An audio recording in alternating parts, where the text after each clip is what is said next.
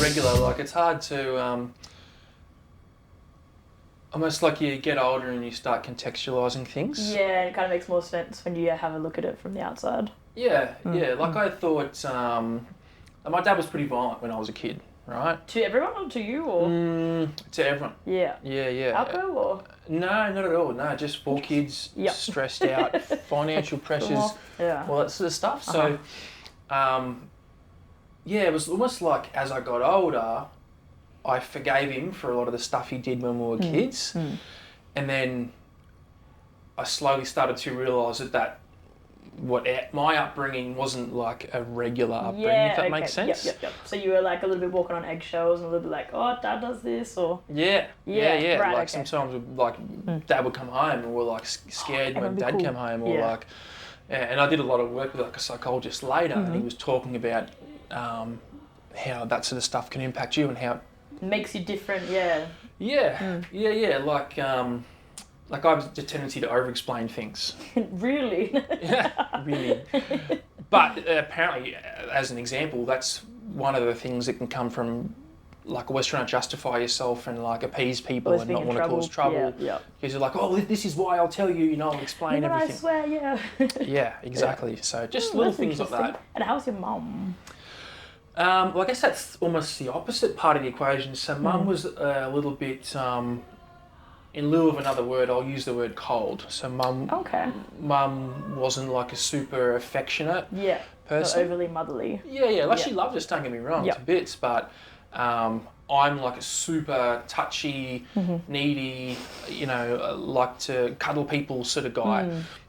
So it would have been a little bit hard growing up with a dad that didn't really want too much of it and a mum that was like, I love you, but don't... Well, no, my dad was the opposite. Oh, really? He was always very, very cuddly, and he's like me, very affectionate. He can have high highs and low lows, right? Whereas my mum was mostly the sort of stable influence, whereas my dad was the up and down one. Right. So is that conflicting for you? Like, did you gravitate more towards him because he was a more cuddly, like... Or the aggression kind of put you off that? Yeah, I think it put me off that a little bit. Yeah, so I think I was a bit more of a mummy's boy. Oh. Yeah. Can't relate. Origin Canine. How has that been going, and you got any cool updates with it, or what direction you're heading at the moment? So Origin Canine is obviously my business. When I left the military in 2019, I started doing dog training and developing dogs because I was a handler in the special operations and special forces. For how long? I did 12 months. Nice. Yeah, which is relatively short compared to some people. Which obviously is why I'm here, because we're talking about how citizen, wasn't for me. Because of how it ended and whatever. But did you enjoy your time though? I did. Months? Yeah, I really did. Yeah. And it depends how much detail you want to go into. And you worked with Will doing Correct. that? I did. Yeah. How did you find that? You know what? Will was a bit of an outlier in that environment, in the sense that a lot of the guys, especially when the course was running, wanted to like do what we call hot chipping or hot tipping, give you little hot tips like, do it like this and do that, and this is the way I do it. Will was a little bit more held back because he knew how much pressure we're under, and he knew that everyone else was going to do that, so he would be a little bit more relaxed and wouldn't jump in like the seagulls like everyone else. So yeah, it was really chill to work with. It was a lot easier to work with Will. Yeah, than some guys. I found the same thing. Yeah. Good man. Yeah, exactly. Cool. So you did that for 12 months with Will the whole time? Well, we're in the dog cell together, but we're in different companies. So I was Delta Company, he was Charlie Company. Right. So we would congregate in the same training admin area, and then we'd go out and do tasks for our different companies. So when you came out of that, it was Stoic Dog? Yeah. So the pet training stuff was the Stoic Dog, which was just normal behaviour and modification stuff, in-home training, pet dogs. And then in that time, I started training and developing working dogs and then selling them. Under Stoic Dog or a separate thing? Under a separate thing. So that's when I registered Origin Canine in about March 2020, so roughly about when COVID really kind of kicked off. We love a COVID baby. Yeah, it was nothing to do with COVID, but it just happened to be the same time. So I was doing some consulting and stuff for the Brisbane Airport Corporation, for example, developed a couple of dogs, a couple of duds and a couple of good ones.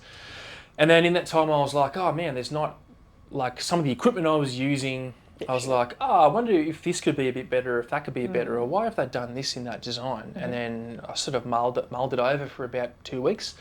And then about 6 weeks later, I made Origin Canine equipment. Like I designed it all, wrote it on a whiteboard. Did you have like experience sewing and stuff before you kind of jumped into that? Or do you just like, I need to do this because no one else is doing this? I just decided I'd do it because no one was doing it. Yeah, hell yeah. And there were so many little things about the kit that I was using that I was like, that could be so much better or different, or why did they design it that way?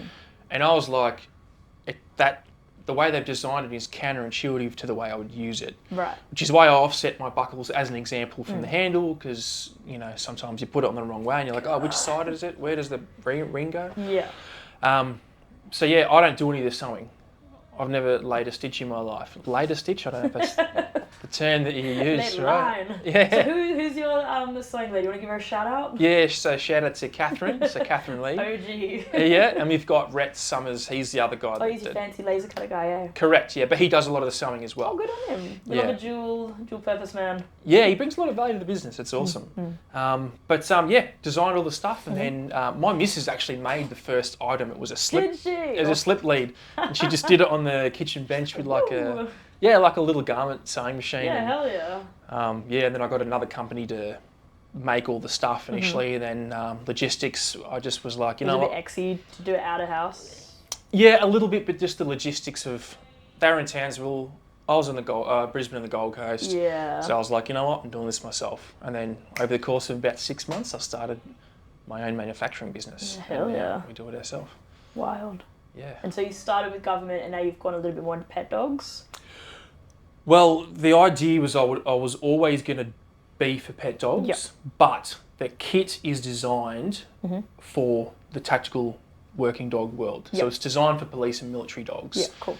You know, things like integrating with e-collars and you know, the proprioception, like where you put your hands at night and tactile reference points and stuff. Cool. However, like I said, anyone can buy it. Yeah, it's just that recently I've been a bit more purposeful in my marketing to the pet world. Yeah. So for civvies, all those points mean nothing to us, but if we know about it, they're like, that's pretty cool. Kind of, right? It's like I've just got to explain it differently to them. Yeah. Yeah, so I might not use the term proprioception when it comes to the pet market. I might be like, oh, it's easy to use because you can remember you can where touch this it. is. Yeah, exactly. You were Special Forces Commando, correct? Correct. Yeah. What are some of the things you struggled with that you didn't realise you'd struggle with when you went in there? Was there anything that you did, or with smooth sailing?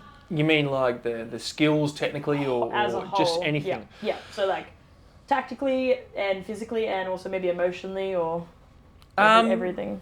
Physically, I was fine. Yep. So you're pretty fit before you went in? Yeah. I mean, you have to be. There's a lot of prep that goes into it. So physically, I felt okay. It's demanding no matter how much prep you do, which is largely the mental side. That it's just no matter, you can be the fittest dude ever, but they will find mental toughness. they'll find your weak spot, and then the fatigue and whatnot, and then that's where it can get a lot more difficult. Yeah. So they stress your body and your mind. Probably the two biggest things that I struggled with was, first of all, was roping. So technically, as a technical skill, roping is not my thing, right? I was like a fly caught in a spider web. I really didn't enjoy the roping stuff Navy wouldn't have been for you. Yeah, I just enjoyed the cool stuff, the shooting, the explosives. And I mean, I get that. That sounds way sicker than roping. Roping was fun when you're doing like inserting into a building or whatever out of a chopper or something, but just the knots and that wasn't my thing. Terrible time on roping course. I attracted so much heat from the staff. It was terrible. But I passed. And then the next biggest thing I struggled with was getting in when I was in the unit was acceptance. So what was the mentality like of going into that, like with everyone else, I guess? What did you realise, like the culture of it? Yeah, it's a huge pressure cooker. Huge pressure cooker to perform as a commando, which is normal. Yeah. But because I'm a very socially driven person, I'm very extroverted. Some guys I got along with great. Other guys I didn't. Right. Okay. So a lot of the ways I tried to be accepted by the guys was socially. So yeah, I was technically proficient at most of the things that I did, but the way I would try to impress people was... Be my friend. Yeah, well, was going out and making jokes and getting on the piss. And I mean, that seems like a pretty normal thing for most people to do, but... It was, yeah, but I think I put too much emphasis on that. So I always had this thing where I didn't belong there. And And it was just accepting my place in the unit was very difficult for me. Do you think that kind of roots back to other problems, like earlier in life, or...? Yeah, I think so. Yeah. So that need for acceptance was huge for me. It still is. I've just found healthier ways to do it. Yeah. How has your life been since transitioning out of the military back to civilian life? Have you had any bumps in the road? Yeah, I have. Yeah, definitely. So, the reason I left the military in the first place is because I was married when I was in the military, and I basically made a lot of mistakes in that marriage. No one's perfect. And I won't go into too many of the details just because it's like a personal thing, kind of. And I don't like to tell people her dirty laundry, if that makes sense. Like, it wasn't her dirty laundry, it's mine, but that's I don't want to... That's easy. We get it. Yeah, bring her into it. Yeah. So anyway, the marriage ended. It was actually my decision to end the marriage. While you were in... I was still in the military, So it was just before the dog course started, actually. Yeah. Yeah, it's terrible. It's horrible, actually. But, so anyway, long story short, I went through this sort of mental health struggle with depression, which ultimately sort of culminated in a suicide attempt, or at least a staged cry for help suicide attempt, and have you ever struggled with depression before that point in your life, or that you know of? Or was that kind of the first... I think it was the first time I'd actually been depressed. Yep. I definitely struggled with all sorts of things like self-esteem and acceptance before. Definitely. This is the first time I'd ever experienced that sensation. Yeah. And it was very different. Very, very different. Really, really acute in the sense that I was almost non-functioning. And this is like the worst I felt was on dog course. Yeah, because there was so much pressure. I was... perform. And your world's kind of crumbling a bit. Yeah, learning all these new skills, physically and mentally exhausted from lots of learning and training, late nights, early mornings. How long were the days for you, like? Big days. Yeah. So I was generally getting up at about 4 a.m, sometimes 3:30, and going into work, doing some training, starting the course early. Yeah. Training, doing, high intensity learning and activities all day.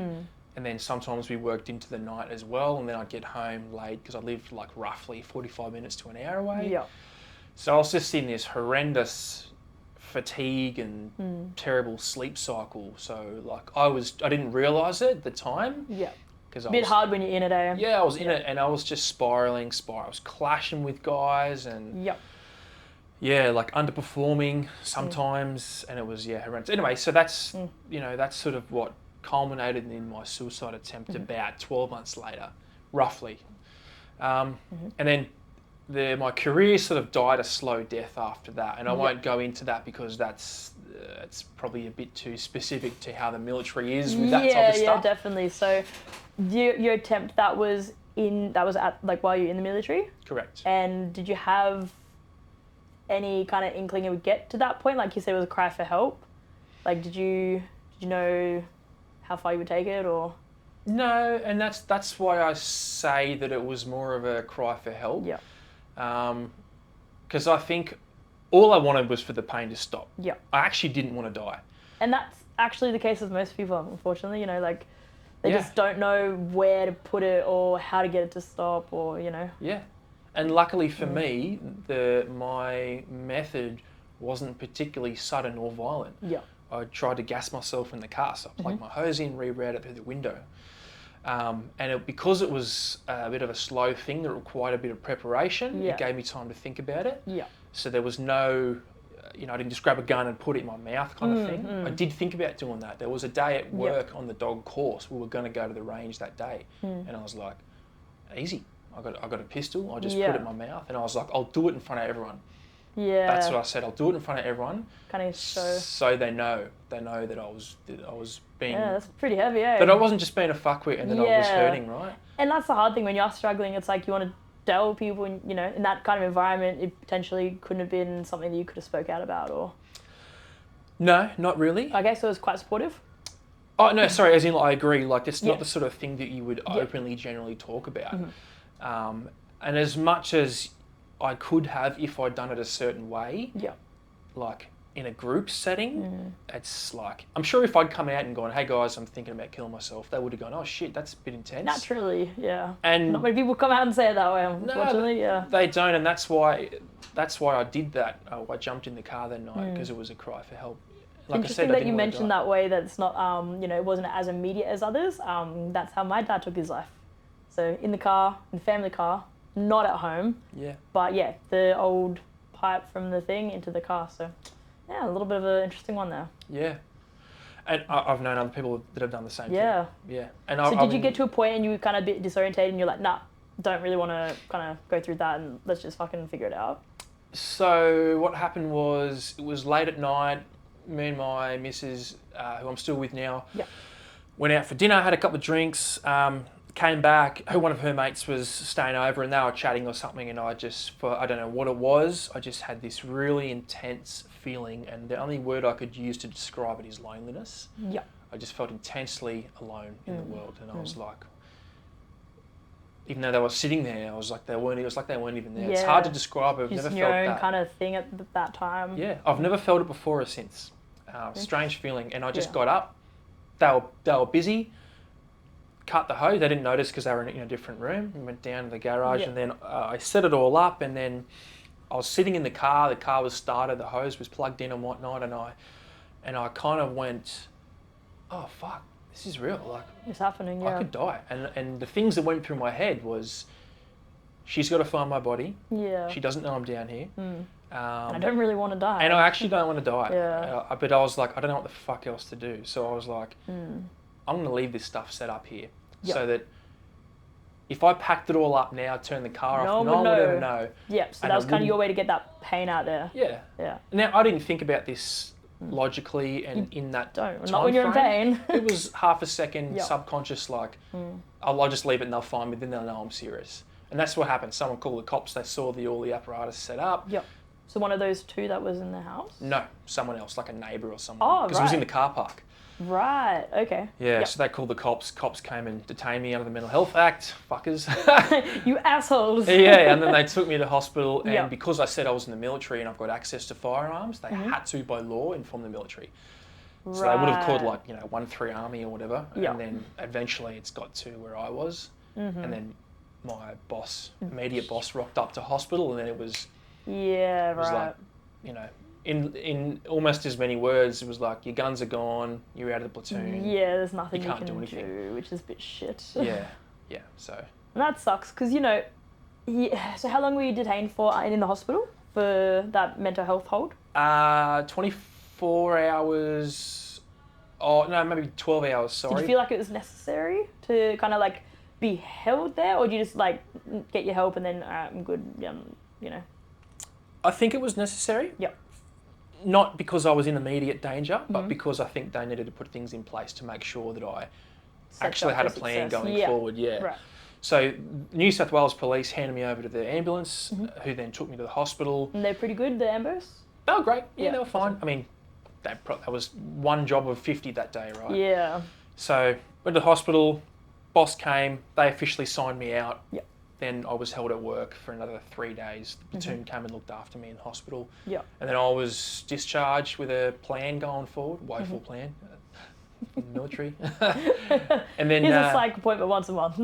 yeah, pretty much. Yeah. Pretty much, yeah. And then that was it. And then the minutiae after that is maybe not quite for this, unless you want to. It's long. Up to you, bro. It can get very long and tedious, and the details. There's lots of Yeah, I mean, if you want to dodge into it, it's up to you.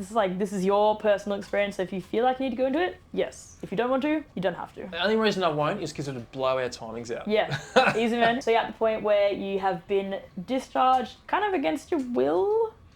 Like, you don't really have a say in it. There's no kind of rehabilitation or, like, once you have a mental illness, is that kind of your death in the military? Like, you're done? Almost. Yeah. Yeah. So it's somewhat of a death sentence, right? Just because of the group perspective, right? And don't get me wrong, like, guys aren't like, you fucking wet dog. Yeah. They understand and they have a degree of understanding, but... I guess it's a high stress, high pressure environment, so you need to be...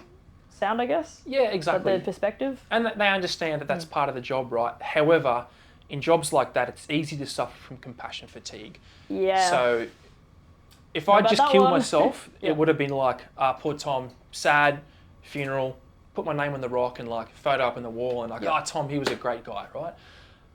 If you don't die, people are going to deal with you for the next 12, Yeah. 18, 24 months, however long it takes, 10 years, rest of your life to get better. Yeah. And that's the ugly part. And that's when they suffer the compassion fatigued, Yeah, right. compassion fatigue, or they become apathetic. They're like, oh, fuck, this is hard to deal with. Yeah. Or like, oh, fuck, are you better yet? Sort of thing.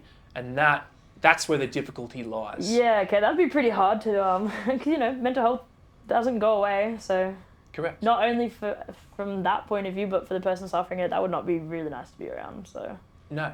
probably a good thing to... Yeah. Yeah. And the hard part was, the hardest part was my partner having to deal with it. She and dealt with has the she worst of it. ever dealt with anything like that before?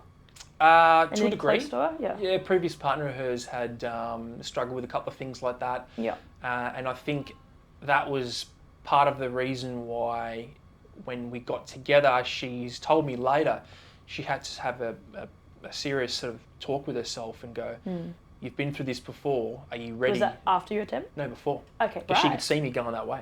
Right, okay, so she kind of knew where it was going Yeah. before it happened. And she said, you know, am I prepared to go through that again? And she told herself, yes, I'm Oh, prepared bless because her. I love him and I'm ready to Yeah. go through it. Yep. And She's the one. God bless her cotton socks, she Yep. did, because fuck, it was, Rocked her. oh yeah, it was terrible, man. It was very hard to deal with. Ups and downs and confusion. I think I'm better. No, I'm better. I'm not better. Found That's the the hard solution. thing about mental health. It's You're not like, I'm even- good. No, I'm not. It's so Yeah. not linear. So not linear. And there's multiple solutions and yeah, it's just complex. Yeah, damn. Yeah. And so once that had happened, you've been released, you were back at home. So we used together. Living We're together? Yeah. Yeah. And so you were living out, like not at like a military house. You were at your own kind of residence, or? Our own place. Yeah, awesome, cool. So how did things progress from there? You opened Origin Canine and did the Stoic Dog stuff not too long after that. Like, what was the timeline for that? So this happened March 2018, and then I discharged from the military in December 2019. So there was a bit of time there where I was still in the military. Things were going back and forth a bit, and you know that rocky sort of period. So it was probably about another year and a half thereabout before I started the Stoic Dog. Yeah. And so in that year and a half, was that probably the hardest time before you had kind of something else to distract, or? I think that was probably the hardest time. Yeah. Because you and the problems. Yeah, Yeah. well, you know, I went and dealt with the psychological stuff, Yep. the guilt and the shame and all these kind of things, right? I dealt with that psychologically and mentally, but reintegrating back into the military, like I did it, don't get me wrong, I Yep. did it, right?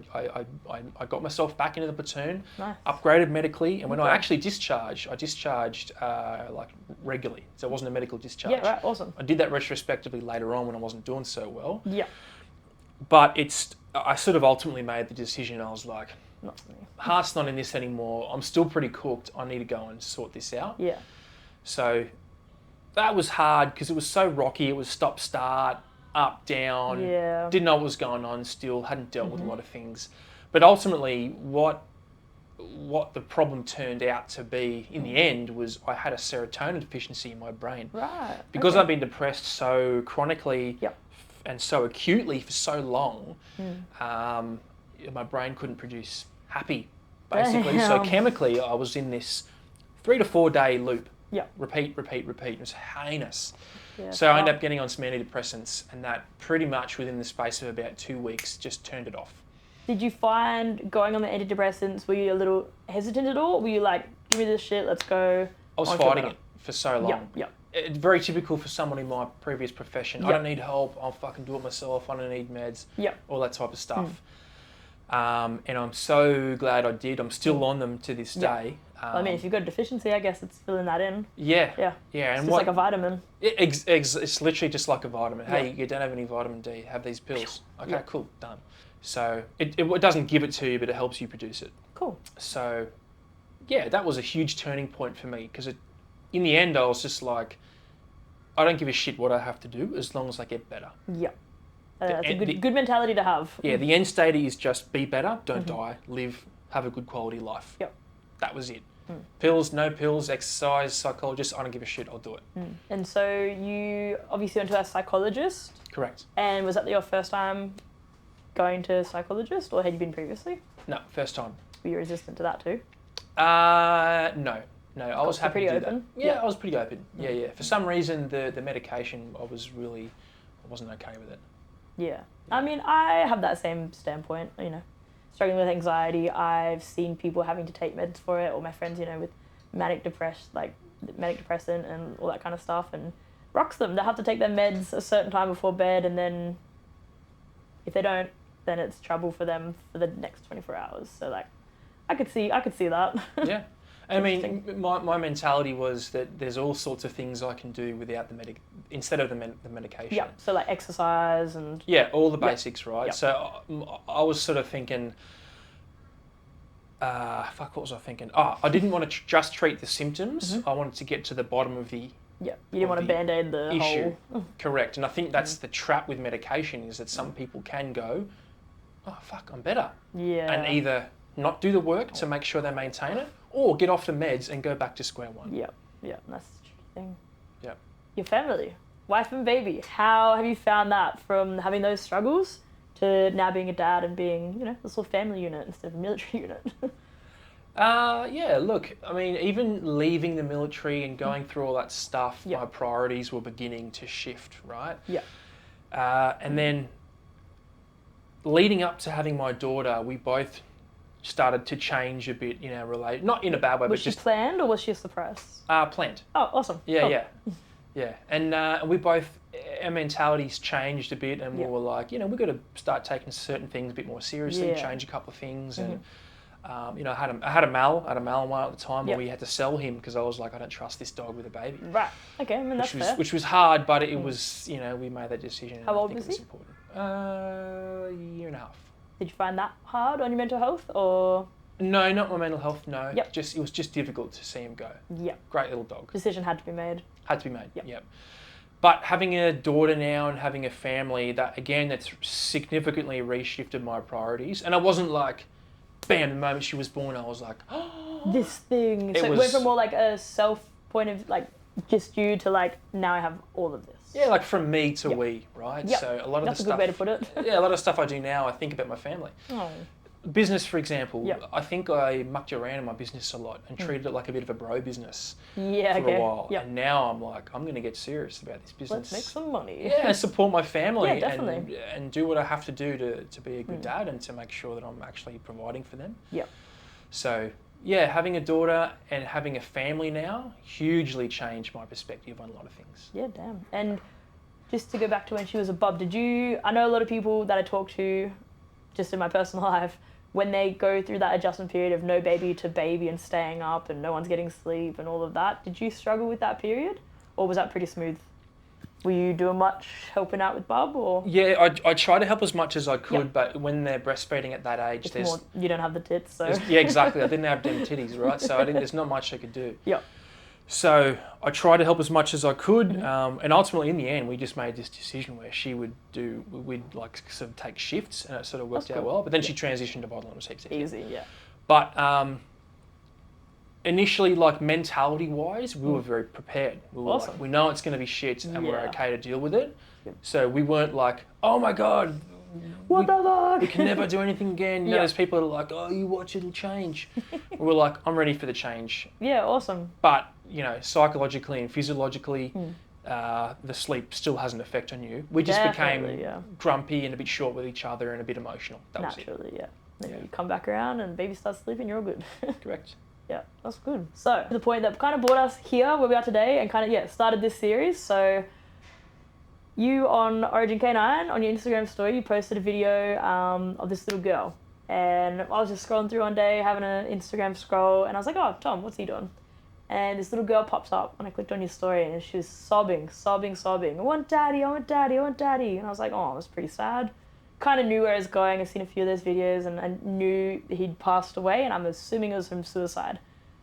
Confirmed by the next slide and you just had tears and you were talking through it and just saying how important it is to, you know, reach out and all that kind of stuff. And yeah, I think I messaged you and I was like, yeah, that little girl was me, because my dad, took his life when I was young, and I remember, obviously being very upset. And yeah, I think that sparked a lot of this, and that's really interesting that you did put that up, because as someone being military, good job, Brie, fucking slamming it around, you don't really see people being open like that. Like, I thought that was really interesting for someone, you know, ex-military, to posting up raw emotions. And yeah, do you want to talk about that a little bit? Yeah, totally. Yeah. So, I mean, I've, you know, as I've got older, I've been way less afraid to show my emotions. I'm a very extroverted kind of guy. Yeah. So, you know, naturally, if I feel something or think something, I want to say it or act on it or show it. Even if I don't want to, I can't hide it, right? Formats out there, yeah. I can't lie. I'm terrible at lying, right? Same. But I'm like extrovert, introvert. I'm like, everything's out there, I can't lie to you. Fuck off, leave me alone. Yeah. And sometimes I need to recharge. I need my own space, right? Yeah. But that particular video, right, and this is one of those things where it's very interesting parallel between real life and social media, right? Yeah. So what you look for, what you think about and talk about in your life is what will manifest and what you will see and do and pursue, right? Same as social media, the algorithm will feed you. So for whatever reason... It's a wild thing, the algorithm. Exactly. Whatever reason, social media started feeding me all this stuff about children and parenting and that type of stuff. So my feed changed. Yeah, it does, right? It knows. And then this little video popped. And previous to this, I'd been getting all these really horrendous videos about like sick children and terrible stuff. Like and I was kids with cancer and stuff. Yeah, I was like, fuck you, Instagram. I want to see this shit. I won't cry. I want to laugh. Yeah. I want to see some asses. 100%. And then that one popped up. Yeah. And I just was like, we just dropped my daughter off that morning for the first time to daycare. And That's not a good time video. Not a good time. And we both cried, right, when we dropped her off, because we were like, never had to leave her before and all that. She cried. How old was she when she went to kindy for the first time? 1 year. Oh, that's a long time to not be away. Yeah, exactly, yeah. And we were very upset, so we were obviously very emotionally charged. Partner went to work, and I saw this video, and I was speaking to my partner, and we're like, oh, I miss my little bubba, I love you, this and that. And they send little updates, and I got one of these updates. Oh, that's cool. There's a photo of her, and then I literally switched apps from seeing a photo of her straight to Instagram. Bam, first fucking thing that popped up was that video, and I was like, my baby. And I just like bawling my eyes out. Yeah. This little girl just lost her dad, and she was like 10 maybe, old enough to understand and to have it affect her for the rest of her life. And I was like, oh my God, I don't need this. It's the worst, literally the worst moment this could have happened. I think they got you right where it hurt. They couldn't have picked a better time. It did, yeah. And then I was speaking to my partner on the phone, and we sort of had a cry together. It was terrible. So, what a cute, wholesome moment for you both. It was, yeah. And then I was like, a lot of this stuff, a lot of my podcast talks about mental health in the military and police space. I really like that, have a listen to it when I can, when the audio is good. Well, it's a huge reality in that, massively. line of work, right? So if you don't talk about it, you're just ignoring the elephant in the room. So I put it up on my story, and I shared the video, and I was like, obviously, hey guys, I was still crying, and I was like, hey man, this is, you guys know that mental health stuff is interesting to me, and it's a passion of mine, and this, I was like, this horrible, ugly, heart-wrenching video is the reality of the end state. For a lot of people, if you follow through with something like this. So it was almost like, this isn't like, are you okay day? It's just not a joke. Like, people will fucking... I don't really like that fucking are you okay day. It's like, you should be checking in every day. Yeah, it's so, I find that sort of stuff is so surface level. It's a bit gimmicky. It's a bit gimmicky, right? It's like a marketing trick, but you can't be showing videos like that all day either. So. No, it's a fine line of like, and I think that's what this is about too. Having that conversation, not making it so taboo, and just being like, well, yeah, shit fucking happens. Like, people try and kill themselves, or, deal with people around them that are quite close and die. Like, this thing happens and it needs to be talked about, so when people think about doing it, or they, know someone that is going through that, how can I help them? Or what could, you're not going to prevent every suicide, but what can help this person in a realistic way? Yeah, exactly. Yeah, damn. Organisations that you think are great that do deal with mental health kind of more realistically. Do you have any that you like? Yeah, Are they military based, or are they kind of for everyone, or? So because I was a Special Forces soldier, I was a commando in the 2nd Commando Regiment, and we wear the Green Beret. Yes. There's an organisation called CAM's Cause. So, Seen them around. Yep. So Cam Baird, who died in 2013 in a gunfight in Afghanistan, was a member of my unit. Yep. And basically that organisation started in honour of Cam. Yep. And it's now evolved to involve all commandos. So all Green Beret wearing commandos, right? So it's exclusively for the Special Forces assaulters, right? Wear the Green Beret. It's not for the support staff or the general military, and I quite like it because it understands the inherent risks of a job like that and the toll it can take in, physically, mentally, emotionally, even financially, anything, right? So essentially what CAM's Cause does is just keeps the community connected. Yep. That's all it does. It keeps the community Is that connected. like events, or is that how they doing that? A variety of different things. So it organises like little catch-up events, so guys can stay connected and feel like they're part of the community again, which is important for someone like me who had a lot of imposter syndrome. Definitely. And struggled to fit in that, not to fit in, but struggled to accept my place in that unit. Find where you slot in. Yep. Yeah. And then it's just a bit of a no bullshit organisation, they just try and get everyone to meet up. The vetting process is really good for giving the funds out and who they support, because at the end of the day you do need to prioritise some people. Definitely, it's not endless amount of money. Correct. And I think it's just it's a very real and tangible way and proactive way to support the mental health and the well-being, the general well-being of Green Beret wearing commandos. Yeah, that's awesome. Yeah, I have seen a few things of CAM's Cause around, so I'm interested. Is there any others, or just CAM's Cause that you're kind of really behind? And just CAM's Cause. That's the one that I prefer, and that's the one I'm involved in, and the one I support. Awesome. Hell yeah. All right, so anyone that you've lost or is struggling that you want to pay mention to, or anyone that's supported you in your struggles? Yeah, so people I've definitely lost a few people over my life, whether it be in the military or outside the military. Yep. My first experience close to me like that was when I was about 19, I think I was. And a friend of mine supposedly killed himself on the night before his 21st birthday, actually. Okay. So we suspect it was a drug overdose. He had an autoimmune disease. Right. So we always knew he wouldn't live to lupus? see old bones. I don't think it was lupus, Yep. no. And he'd been in a rehab clinic. I'd seen him maybe a couple of weeks before that. And then he went out one night with his friends, and they had some sort of party drugs. Yeah. And didn't wake up. So Shit, that's pretty heavy. So I still remember when a friend of mine told me about that. So I Do you remember where you were?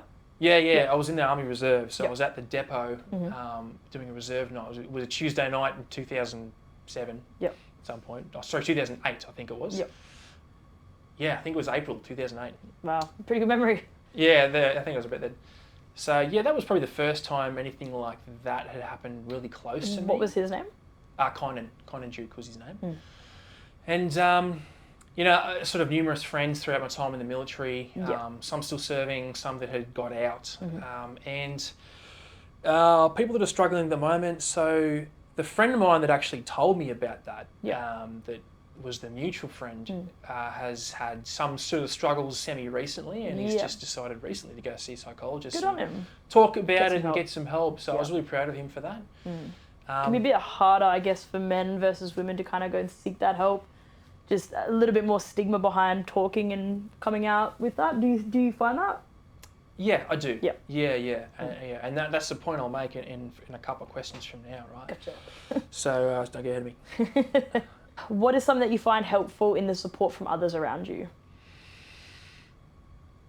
You're like hugs and kisses, baby. So I think for people, don't be squeamish around someone like that.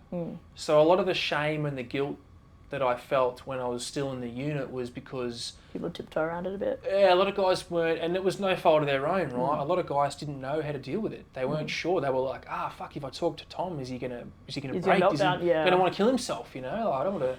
So they're not really sure how to act, and it makes you feel a bit more isolated. Worse, almost, yeah. And then I would try and break the ice. It's like, guys, I'm fine. Come on, talk to me. But I wasn't, right? Yeah. But they can't tell that, so Yeah. I would try and make.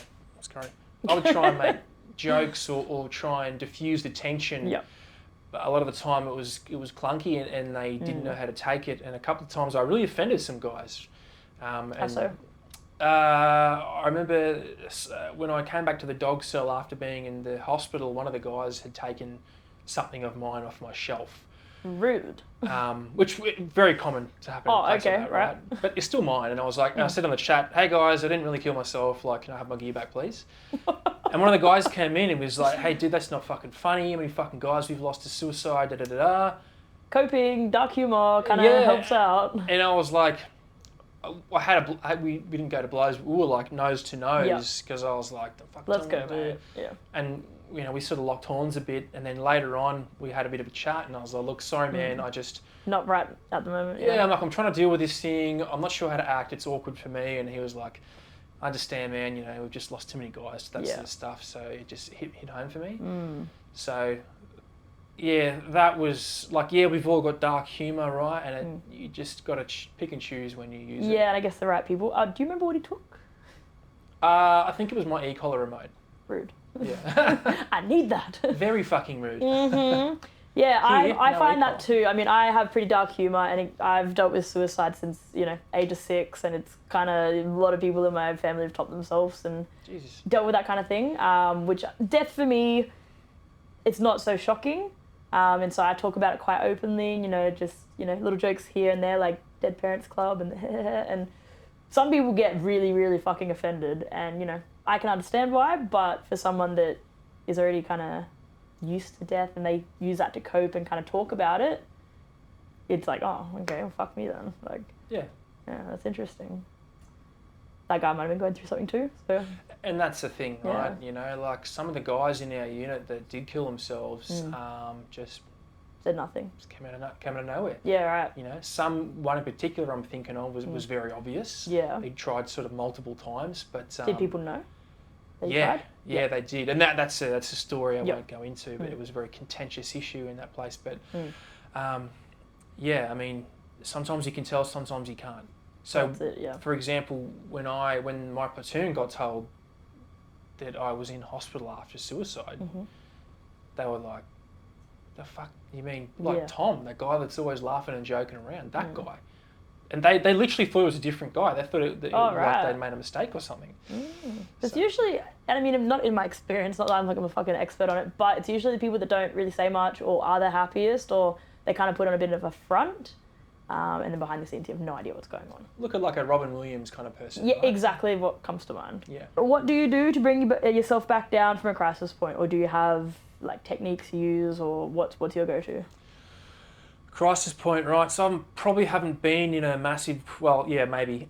Not when you feel you're building up to it, not quite like, but like shit's getting weird. What am I doing? What do I do? Yeah. So how you do anything is how you do everything, right? Yep. It's the little things. So a great Jordan Peterson Saint Jordan Peterson quote that I was listening to on Joe Rogan. He's like, "Your life is not margaritas on the beach. No. Your life is how you greet your wife. It's how you go to work. It's how you enjoy your day." Exactly. So if you are proactive all day, if you do the right things, that we all know what to do. We all know. No one's there going, "I didn't know I needed 8 hours." What, drink 4 litres of water a day? What, eat healthy? Put my shopping trolley back in the thing. All those sort of things, right? We know those things. Just do the basics. Take care of yourself. Those things, in a proactive sense, that's definitely, like in terms of the cup analogy, huge, right? Remove a lot of those big stresses. But when I do get to one of those sort of crisis points, like a flash point, so to speak. So I was there a few weeks ago, right? So small business is fucking hard. It's hard, right? Multiple times in my businesses, I've run out of cash, and I've paid my team from my own money. Yeah. And then me and my missus are like in financial hardship, and we're going, "Fuck, what do we do?" Last time it happened, I just broke down. I was like... It's a lot of pressure for one person. A lot of pressure. You got all the hats on. Yeah. So, I was sobbing, crying in bed and like, I don't know what to do. How am I going to get through this? And So in moments like that, when it's really, really acute, and I just, I'm in this spiral and I'm in this goofy loop where I can't get out of it. Like I said, I'm a very tactile person. I'm very affectionate. My partner knows this, so my love language is touch. She just touches me. She just strokes my head, touches my face, massages my shoulders. Okay, maybe it ain't so bad. Yeah, that's for me. I just need to be touched. Yeah. That's all it is. And sometimes I'll just sit there, and she'll just be stroking her hands through my hair, and it calms me down. That's so nice that you have that. Yeah. Resort to be like, okay, I need this. Yeah, Please do it. And she knows that, right? Yeah. So, her love language is acts of service. Oh.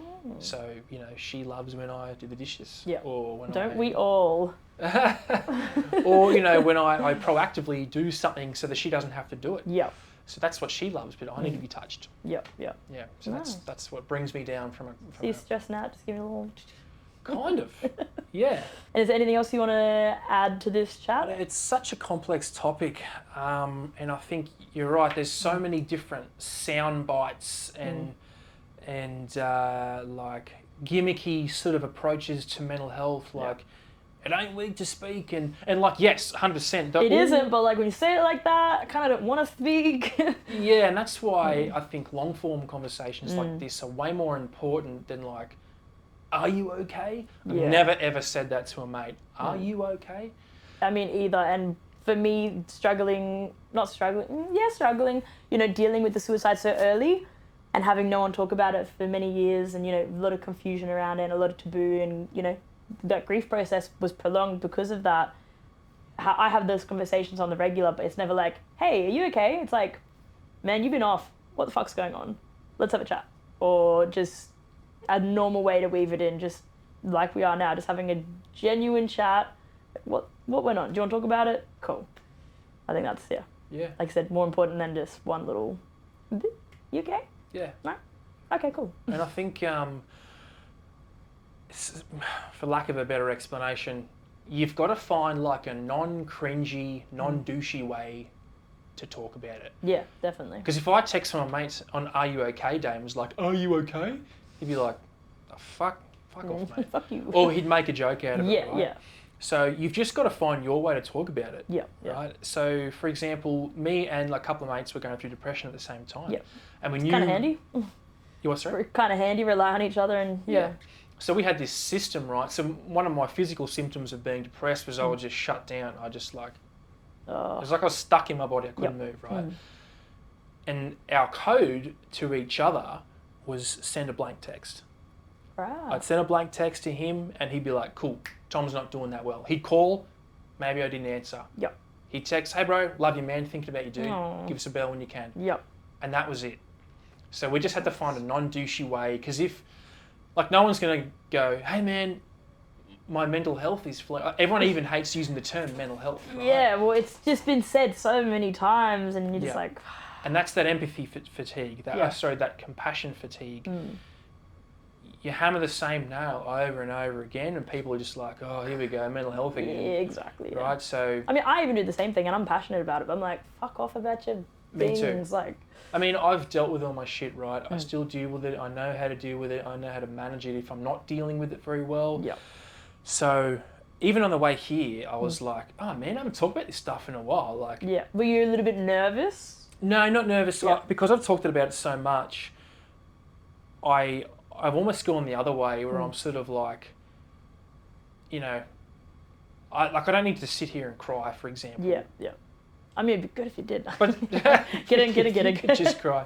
But sometimes I do, right? Sometimes some things do upset me, but when I talk about my own mental health and my own experience with depression and whatnot, it doesn't affect me anymore. It doesn't. Do you feel like it helps you process a little bit? I think it does a little bit. Yeah. Yeah, it does, because each time I explain it, I might explain it a bit differently. Yeah. For me, telling my story is not about me anymore. Yeah. It's about maybe putting it in a way that somebody else can relate to. Yeah. Or that I can understand better, or that's more palatable, and get them away from what they might feel is the cringy, like mental health, are you okay? It ain't weak to speak sort of thing. You know what I mean? I think that's the important thing is... I really like that. Yeah. That's what we're trying to do out here. So the goal with this, obviously, mental health talk, remove that taboo. I did have 2 companies I was going to donate to, so Lifeline and another one. Like you know, and Isaac knows, and a couple people know, one of the companies I was going to donate to, they're absolute cunts. So no, not happening. So what I've decided just in this podcast, what I'm going to do, still donate to Lifeline because they're a great cause, but for my training sessions, which I do have a few per week, what I'm going to do for the next month going forward, so we'll be in July, so all of August, a portion of that will go to Cam's course. And so, yeah. Nice. And so I don't know how much it'll end up being, but we'll, post that up. Legendary. Yeah. I mean, look, the money goes to me anyway through Cam's Like, cause, so woo. just give us, Funnel it in. give us straight And to yeah, me. definitely go and check out Tom's gear. I've got it for my rescue dog, and Cooper's soon to have some too, but it's fucking next level. I've worked with dogs for 15 years, and I've been through, harnesses, collars, leads, and I love Tom's. Not just because he's a good guy, but it's like actually good shit. And you get different colors and stuff, like, camo, dark camo, green camo. So yeah, if you've got dogs, go and check them out. It's on the pricier side, but it's for a reason. And honestly, if you're going to get shit, pay for shit, it's shit. You're going to get good stuff, it's going to last, and yeah, go and support a small, veteran-owned local business. And yeah, anything else you want to add? Nah, I'm good. Fucking yeah, boy. Where can people find you? Where can people find you? Okay, guys, so if you want to find me and my company, go to origink9, letter K number 9.com for all that tactical equipment. But if you want to find me personally, go to my Instagram, origin.k9. And how about your TikTok with your sensual straps, huh? Sexual strap. So, yep, we're also on TikTok. That's just Origin K9. Facebook, Origin K9. And... You got anything else? Is that cook it? Do Ah, you want me to do it again? Hi, I'm Tom, and you need to go on my TikTok. TikTok. You gotta do some dances and shit now. Well, actually, like, I started TikTok a little bit cringy. I did that, like, video game thing. I actually like that. Now I'm like, I'm not going to do that. I'm just gonna do what I did this morning. Yeah, I mean, yeah. Because I don't want to be like one of those cringy sellout. You don't have to, like, but there's different tactics to get different views. Yeah, like Yeah. I'll do it, but I'll just do it like me. Do your way, yeah. I won't be like. I think if you're authentic with that kind of shit, it like comes through. Yeah. If you're trying to be something you're not, it's like, I see through that.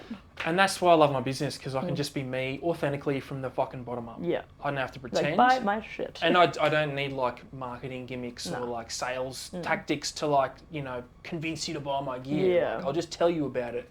And you'll buy it.